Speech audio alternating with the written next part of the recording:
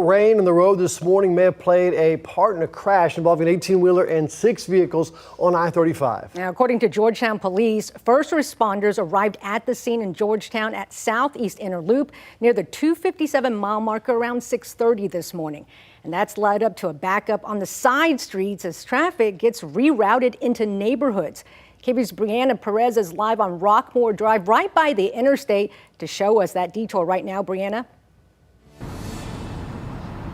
Yeah, Jenny, Rob, behind me, you can still see the scene here. You can see those cars are still off to the side here. We see investigators continuing to look at the crash here. We did see them taking photos a moment ago. Now, if we go a little bit more left here, we can see the blockage starting now from Rockmore Drive, where vehicles are at a standstill. People in these cars tell me they have been here for hours. Now, if you see the line that we're panning by here, this line stretches down about a half mile down the road. We do see some people coming out of their cars, just trying to get a little bit of fresh air. But I do want to show you how the scene looked a little bit earlier today. And here's what we know. All southbound lanes on I-35 have been closed from 6:30 a.m. until right now.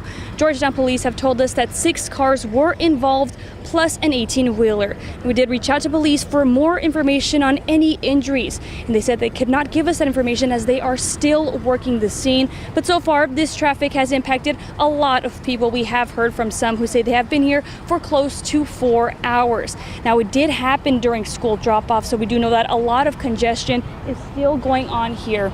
Of course, as of 10:24, we did hear from police that the scene is still going to be active here, and they're still going to be blocking it off for about another 2 hours. So if you are in this area, you might want to find a different route. But let's go ahead now and send things over to Hannah, who has a look at your traffic flow map.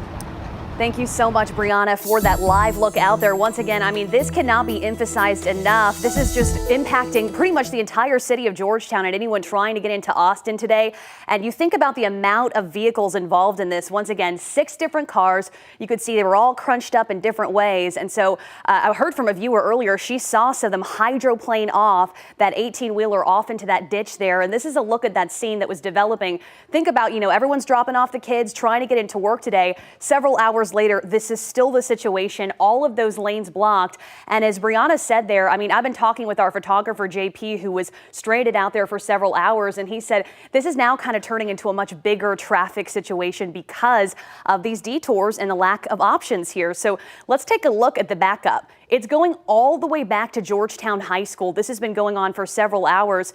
And to show you those detours where Brianna was live from, Brianna was right there at Rockmore, and they're kind of feeding people off onto Leander Road. Outside of that Caliber Collision parking lot, it's just overflowing. Everyone is stuck.